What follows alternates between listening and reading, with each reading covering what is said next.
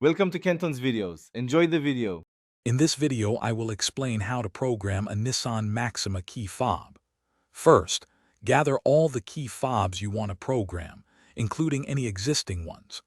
Make sure your car's battery is in good condition to avoid interruptions. Also, confirm all doors are closed but unlocked before you begin the process. This preparation ensures a smooth and successful programming experience for your vehicle. To enter programming mode, insert your key into the ignition. Quickly turn the key from the off to the on position 6 times within 10 seconds. Do not start the engine. After the 6th turn, leave the key in the off position.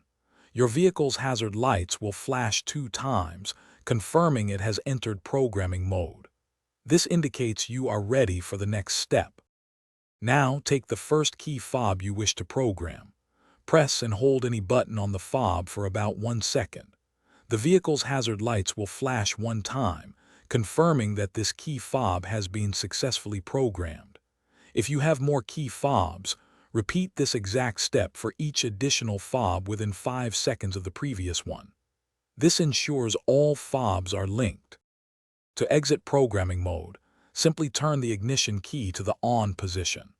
Then, remove the key from the ignition. Test each programmed key fob to ensure it locks and unlocks the doors correctly. Start the engine with each key to confirm full functionality.